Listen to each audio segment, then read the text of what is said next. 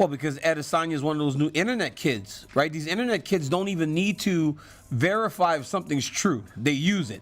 There's a rumor, they use it, which is actually quite astounding because there was a rumor that Jones hid under that cage for years. Adesanya somehow got him to admit to doing it. He actually got him to admit to doing it. So, I mean, there's obviously a method to his madness. And I thought when that started and he kept going after Jones, I was like, man, I can only imagine how many plates or like coffee mugs Jones broke in his house that night because he's so mad. But then when he got him to admit that, it was nuts. But Jones has had some good comebacks too. You know, it's been good. And if you're Israel Adesanya, you just don't fight him. Because you know how mad he is, right? Could you imagine making this man as mad as he is making him and just not fighting him? Because it doesn't seem like Izzy's ready to fight him right now, but I think this is the matchup. Well, Jones wants to fight him. Jones wants to fight him. Everybody talks about Jones, but Jones is a fighter, man. He'll fight you. He'll fight anybody. And he wants to fight Adesanya. But Izzy won't even fight him, which is the most... It's like... just like picking on somebody constantly, but at a distance. I'm away from you. And I'm not saying that Adesanya's scared, but Adesanya says, I need my time. You said you were going to heavyweight 10 years ago. You're finally doing it now. Why can't I have time? It's very fascinating the way that these two interact with you. It's nasty, but these rivalries tend to get nasty. I mean, Jones and it was not nice, and they tend to get nasty, but that makes it fun for fans. I hope they fight at some point. I think it's a very interesting matchup, and I think that Adesanya is just improving every time out. So if I'm Jones, I'm fighting him sooner than later if I can get him in there. Because remember, this guy's only been here for a couple years, and now he looks like he's going to hold the belt forever. I mean, what he did to Paulo Costa. Paulo Costa's still delusional. I mean, I like Paulo Costa. Paulo Costa's signed a contract. What contract? There's no contract, Paulo. It's not coming. After what happened a couple weeks ago, there's no contract coming.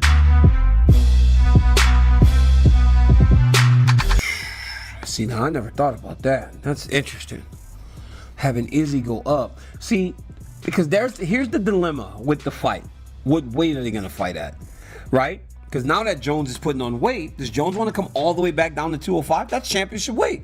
That's not easy for him. It was never easy for any of us. Making 205, is awful. It was awful. And it's awful. It's hard for Jones too. He's a big guy. So for Adesanya to come up and just think that dude's going to deplete himself all the way back down to the championship weight, that's probably not what he would want to do. But if Adesanya can get past Blachowicz and now he's holding that title, now it might be a little bit more intriguing to Jones to go back down there. I mean, I don't know the weight. I really don't care, though. I think Adesanya's a big guy. They can fight 215. Jones has finally wrapped his head around going up, right? Because for a long time he teased it, but it was never truly like a real thing. And now that he's wrapped his mind around it, I don't know if he's gonna want to kind of divert that back to going to 205. It's a massive change for a guy that it took a long time to make up his mind, and now he has. So I don't know. I don't know if he's willing to go back down there.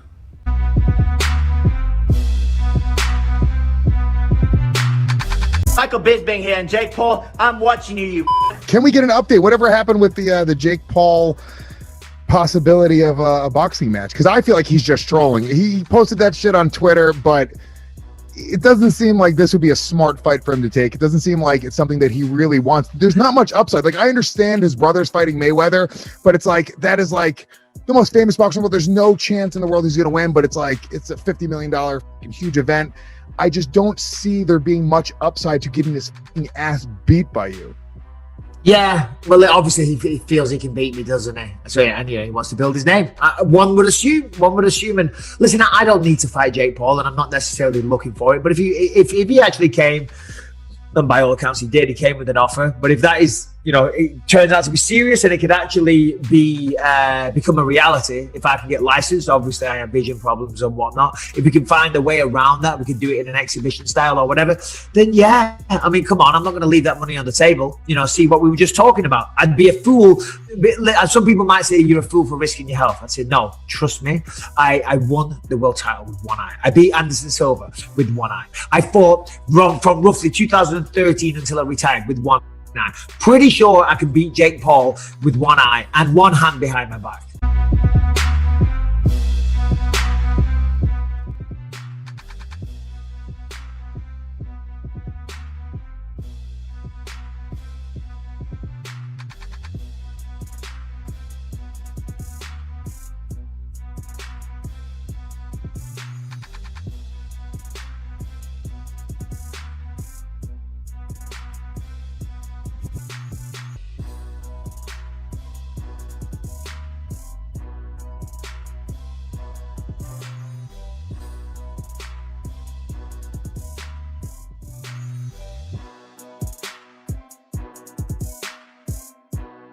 Dustin's a dog, man. He's a full-on Lafayette yard pit bull. Sit in the middle of the yard. You put a pole in the middle of the yard, and you put a chain on your dog so he can't break away. That's Dustin Poirier. And Dustin Poirier is not going to Abu Dhabi to get beat by Conor McGregor. He's so powerful. He hits so hard, and he's so much more durable. Right? Part of the reason he was so part of the reason I think that he got knocked out so quick last time was because he was draining himself all the way down to 145. Now at 155, he's more full, he's big, he's strong, his skills have improved tenfold. He's become a champion, right? You don't understand how important it is to have put that belt around his waist. You know, he got the belt put around his waist. They can't take that from him. This guy has a championship mindset as he goes into this rematch and feels like the first fight was a bit of a fluke because he got knocked out quick. It wasn't even a shot where he got hit on the chin, right? Kind of hit him on the side of the head and he kind of slumped over. So imagine getting knocked out in that way and going, I can still beat this dude.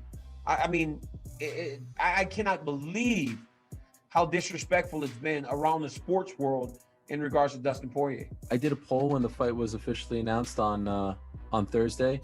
60,000 people voted.